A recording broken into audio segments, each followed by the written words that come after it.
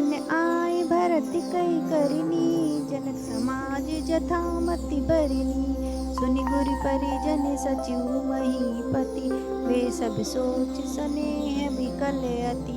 दूतों ने आकर राजा जनक जी की सभा में भारत जी की करनी की अपनी बुद्धि के अनुसार वर्णन किया। उसे सुनकर गुरु कुटुंबी मंत्री और राजा सभी सोच और स्नेह से अत्यंत व्याकुल हो गए। धरि धीरज करि भरति बड़ाई, लिए सुबट साहनी बोलाई। घरपुर देसी राखी रखवारे, है गए रथ बहु जान सवारे। फिर जनक जी ने धीरज धर कर भरत जी की बड़ाई करके अच्छे योद्धाओं और साहनियों को बुलवाया। घर नगर और देश में रक्षकों को रखकर घोड़े हाथी रथ आदि बहुत सी सवारियां सजवाई। दुगरी साधि चले तत्काला, किए विश्राम न मग महिपाला। वो रही आजु नहाए प्रयागा, चले जमुन उतरन सब लागा। वह दुघड़िया मुहूर्त साध कर उसी समय चल पड़े। राजा ने रास्ते में कहीं विश्राम भी नहीं किया। आज ही सवेरे प्रयागराज में स्नान कर कर चले हैं, जब सब लोग यमुना जी उतरने लगे। खबर लेनी हम पठे ना था, तीन कही महीनायु माथा। सात की रात सातक दीने, मुनि बरे तुम विदाचर कीने। तब हे नाथ हमें खबर लेने को भेजा। उन्होंने ऐसा कहकर पृथ्वी पर सिर नवाया। मुनि श्रेष्ठ वशिष्ठ जी ने कोई 6-7 भीलों को साथ देकर दूतों को तुरंत विदा कर दिया। सुनति जनक आगमनु सबु, हरि से अवधि समाज। रघुनंदन ही सकोच बड़े, सोच भी बसी सुरराज। जनक जी का आगमन सुनकर अयोध्या का सारा समाज हर्षित हो गया। श्री राम जी को बड़ा संकोच हुआ और देवराज इंद्र तो विशेष रूप से सोच के बस में हो गए। गरई गलान कुटिल कह कही, काहि कहे कही दूसनु देई। असमन्यान मुदित नर नारी, भयो बहोरी रहब दिन चारी। कुटिल कह कई मन ही मन ग्लान से गली जाती है, किससे कहे और किसका दोष दे। और सब नारी मन में ऐसा विचार कर प्रसन्न हो रहे हैं कि अच्छा हुआ जनक जी के आने से 4 दिन और रहना हो गया। एहि प्रकार गति बासरि सोऊ, प्रात नहानि लाग सबको। करि मज्जन पूजहि नरि नारी, गणप गौरी त्रिपुरारी तमारी। इस तरह वो दिन भी बीत गया। दूसरे दिन प्रातःकाल सब कोई स्नान करने लगे। स्नान करके सब नर नारी गणेश जी, गौरी जी, महादेव जी और सूर्य भगवान की पूजा करते हैं। रमा रमन पदि बंदी बहोरी, बिनवही अंजलि अंचल जोरी। राजा राम जानकी रानी, आनंद अवधि अवधि रजदानी। फिर लक्ष्मीपति भगवान विष्णु के चरणों की वंदना करके दोनों हाथ जोड़कर आंचल पसार कर विनती करते हैं कि श्री राम जी राजा हो, जानकी जी रानी हो तथा राजधानी अयोध्या आनंद की सीमा होकर। सुबस बस फिर सहित समाजा, भरतहि राम करहु जुब राजा। एहि सुख सुधा सींचि सब काहू, देहु देहु जग जीवन लाहू। फिर समाज सहित सुखपूर्वक बसे और श्री राम जी भरत जी को युवराज बनावे। हे देव, इस सुख रूपी अमृत से सींच कर सब किसी को जगत में जीने का लाभ दीजिए। गुर समाज भाइन सहित राम राजपुर हो, अछत राम राजा अवधि मारी मांग सबको। गुर समाज और भाइयों समेत श्री राम जी का राज्य अवधपुरी में हो और श्री राम जी राजा रहते ही हम लोग अयोध्या में मरे, सब कोई यही मांगते हैं। सुनी सनेहि मैं पुरी जन बानी, निंदहि जोग बिरति मुनि ज्ञानी। ए विधि नित्य कर्म करि पूर जन, राम ही करहि प्रणाम पुलिक तन।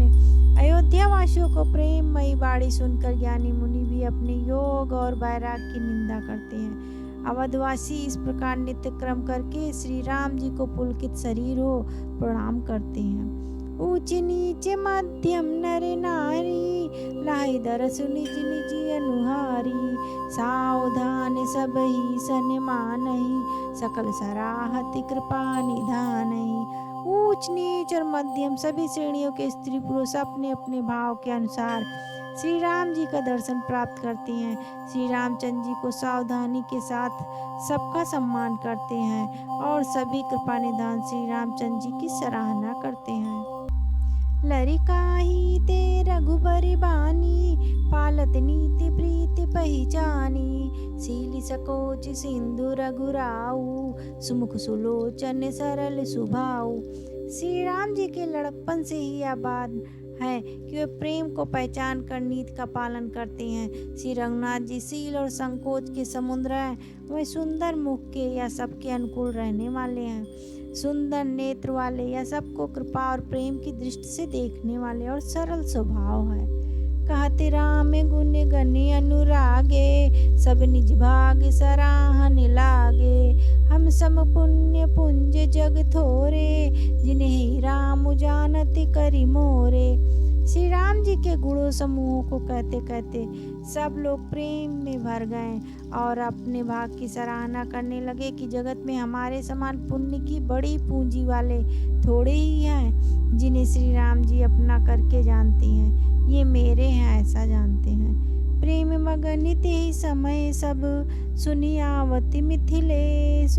सहित सभा सा भ्रम उठ्यो, रविकुल कमल दिनेशु।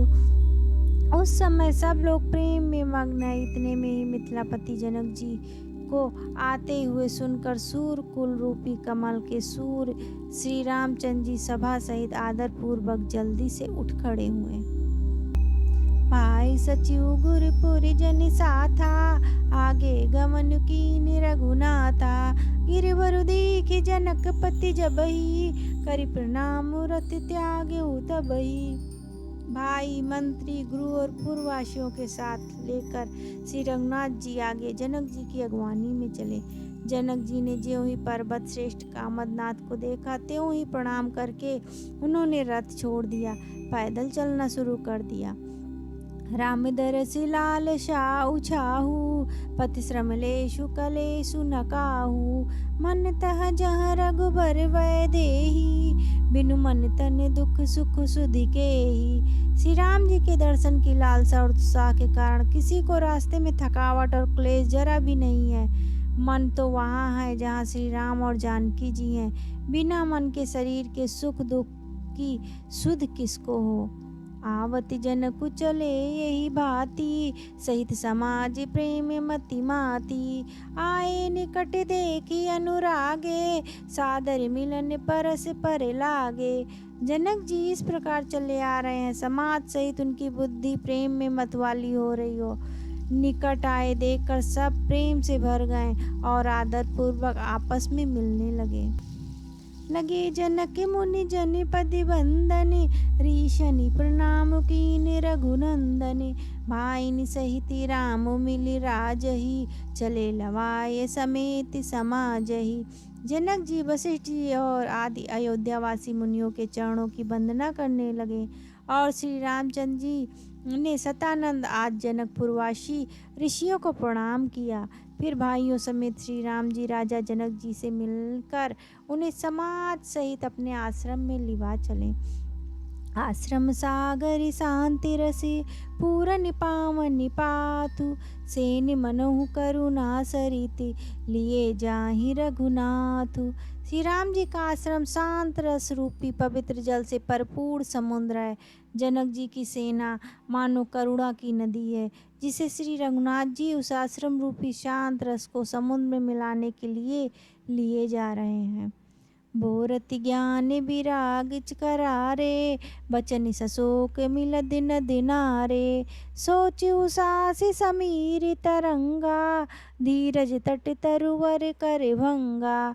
यह करुणा की नदी इतनी बड़ी हुई है कि ज्ञान वैराग्य रूपी किनारों को डुबाती जाती है। शोक भरे वचन नद और नाले हैं जो इस नदी में मिलते हैं, और सोच की लंबी सांसें ही वायु के झंकोरों को उठने वाली तरंगे हैं जो धैर्य रूपी किनारे के उत्तम वृक्षों को तोड़ रही हैं। विषम विषाद त्वरावती धारा, भय ब्रह्म भंवर अवरत अपारा, केवट बुद्धि विद्या बड़ी नावा, सकहि न खेहि एक नहीं आवा। भयानक विषाद ही उस नदी की तेज धारा है, भय और भ्रम ही उसके असंख्य भंवर और चक्र हैं। विद्वान मल्लाह हैं, विद्या ही बड़ी नाव है, परंतु वह उसे खे नहीं सकते हैं, उस विद्या का उपयोग नहीं कर सकते हैं, किसी को उसकी अटकल ही नहीं आती है। वनिचर कोल की रात बिचारे, थके बिलोक पथिक ही हारे। आश्रम उदधि मिली जब जाई, मनहु उठो अबुद्धि अकुलाई। वन में विचरने वाले बेचारे कोल की रात ही यात्री हैं, जो उस नदी को देखकर हृदय से हार कर थक गए हैं। यह करुणा नदी जब आश्रम समुद्र में जाकर मिली तो मानो वह समुद्र अकुला उठी। शोक विकल दो राज समाजा, रहा न ज्ञानु न धीर जुलाजा। भूप रूप गुणशील सराही, रोवहि शोक सिंधु अवगाही। दोनों राज समाज शोक से व्याकुल हो गए, किसी को न ज्ञान रहा, न धीरज और न लाज ही रही। राजा दशरथ जी के रूप गुण और शील की सराहना करते हुए सब रो रहे हैं और शोक समुद्र में डुबकी लगा रहा है। अवगहि शोक समुद्र सोचहि, नारी नरी व्याकुल महा। दे दोषि सकल सरोस बोलहि, बाम विधि कीन्हो कहा। सुर सिद्ध तापस जोगी जनि मुनि, देखि दशा विदेह की। तुलसी न समरथ को जो, तरि सके सरित स्नेह की। शोक समुद्र में डुबकी लगाते हुए सभी स्त्री पुरुष महान व्याकुल होकर सोच कर रहे हैं। वह सब विधाता को दोष देते हुए क्रोध युक्त होकर कह रहे हैं कि प्रतिकूल विधाता ने क्या किया। तुलसीदास जी कहते हैं कि देवता, सिद्ध, तपस्वी और योगी और मुनिगणों में कोई भी समर्थ नहीं है जो उस समय विदेह जनक राज की दशा देखकर प्रेम की नदी का पार कर सके। कि अमित उपदेश जहाँ, तह लोगनि मुनिवरन। धीरज धरि नरेश कह्यो, वशिष्ठ विदेह सन। जहाँ तक श्रेष्ठ मुनियों ने लोगों को अपरिमित उपदेश दिए और वशिष्ठ जी ने विदेह जनक जी से कहा, हे राजन, आप धैर्य धारण कीजिए।